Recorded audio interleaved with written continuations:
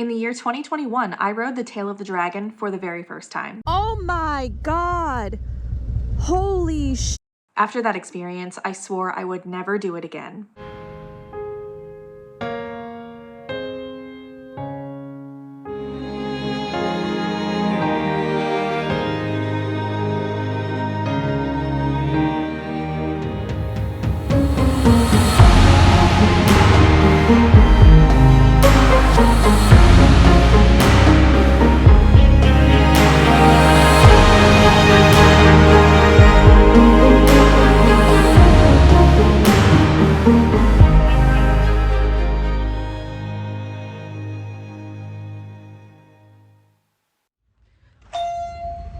Good morning and welcome back to the Blue Ridge Mountains and the Smoky Mountains. I decided very last minute that I'm gonna head home today, and due to my lack of planning, I realized I have to ride the tail of the dragon to go home. So I'll explain a bit more about that in this video, but the hotel looks like everybody is rolling out and I'm one of them, so I want to be the early bird that gets the worm and hit the tail of the dragon before it becomes way too crowded. Oh, so I set my GPS to go to Deals Gap because I haven't been there in 2 years, and if you guys don't know, the last time I went to Deals Gap, I saw a Ferrari completely flip over and crash. Oh my God! Holy sh!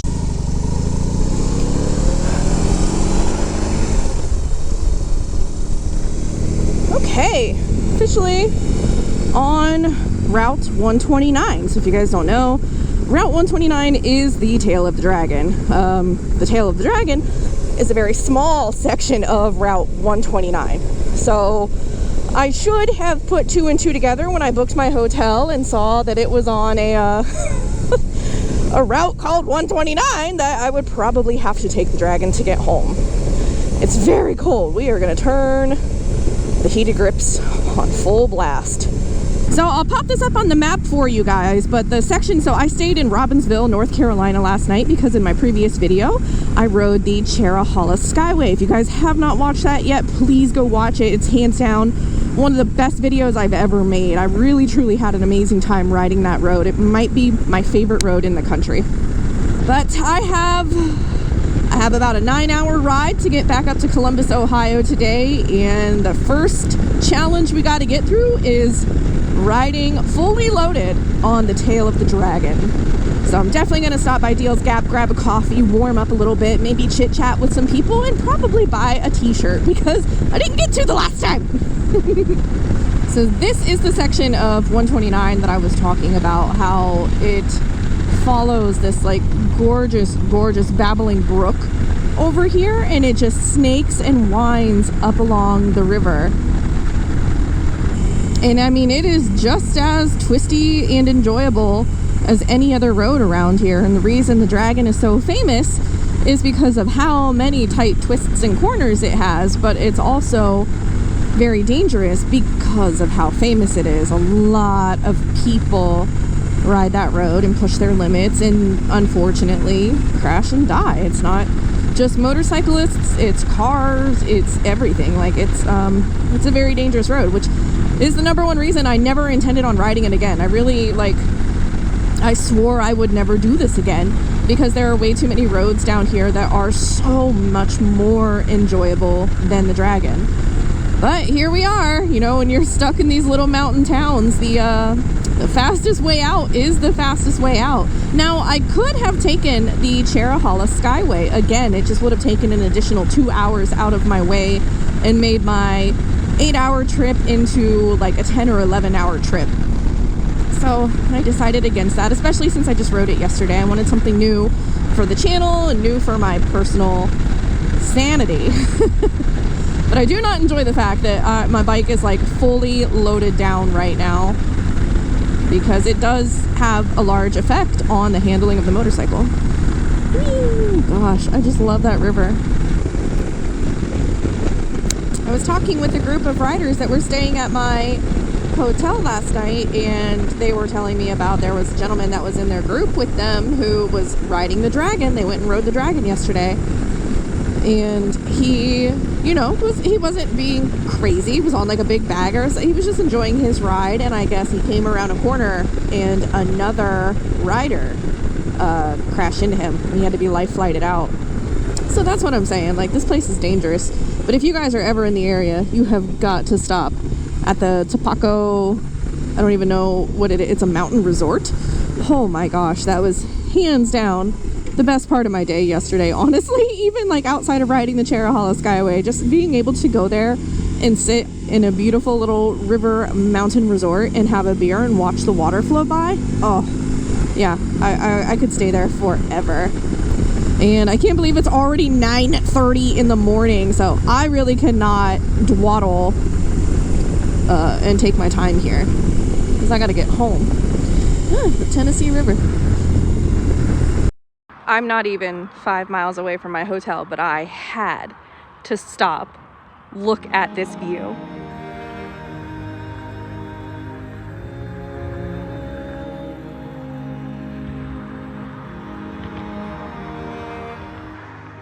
It's, gosh, beautiful.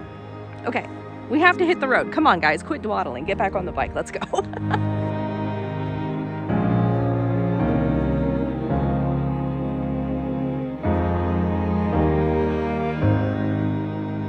Well, 2 years later, we made it back to Deals Gap. Got my bike parked, and let's go check out the Tree of Shame, the general store, and maybe grab a coffee while we're here. I wonder if I can find that part of that Ferrari. But yeah, look at all of these. It is very sad and ominous because a lot of people who had their stuff end up on this tree lost their life.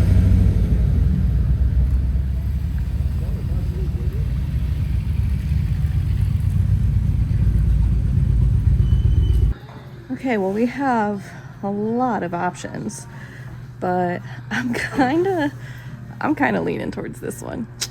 Yeah, I like that guy. I also have to get a magnet because everywhere I ride my motorcycle in the country, I get a magnet. All right, well, the clock is ticking.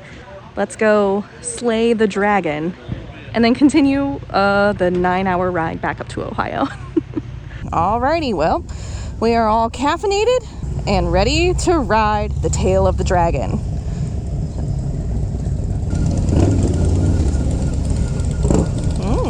Another Ferrari, eh?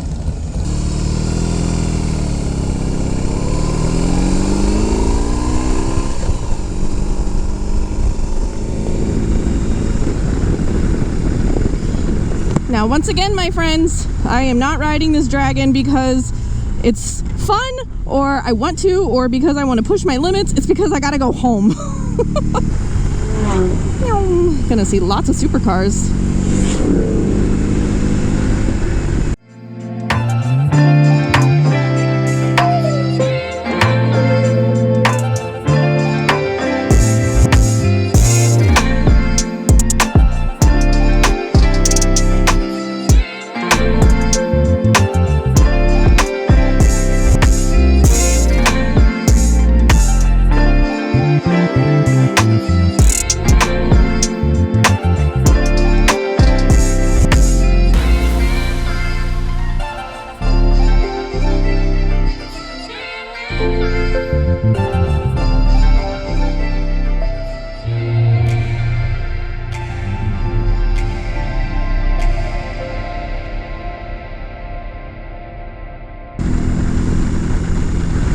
I do enjoy seeing the supercars, though. For those of you that don't know, I got into motorcycling because I was a car enthusiast. High speed crash area, high crash area. Oh, we're in Tennessee. Hi, Tennessee. At least with the supercars, I know that, well, other than that Ferrari that crashed, I know they're pretty okay at staying in their lane. But for those of you who have not ridden this road or want to ride this road, I highly recommend hugging the outside lane, so over here towards the white line. And I know that's going to be difficult because, you know, you're used to doing outside, inside, outside when you do corners, but you just, on corners like these, you can kind of do whatever you want because you can see through them. But the corners that you can't see through, please hug that outside line. So it is beautiful through here, especially with the morning sun and the fall foliage. But other than the curves, it's not super scenic. It's not as scenic as like the Cherahala, or shoot, even just the part of the road to get into the Dragon. You can see scrape marks everywhere, tire marks everywhere. Huh, box trucks. Okay, please, God.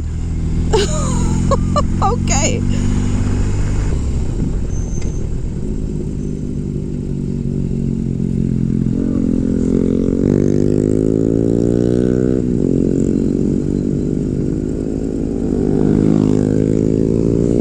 I just got passed by Groms. Oh, they're out having a great time. And once again, I'm not gonna stop and take a photo op here because there's no room. Oh, it's beautiful though. What is that? Lake Fontana? But this looks like this might be one of the last little switchbacks.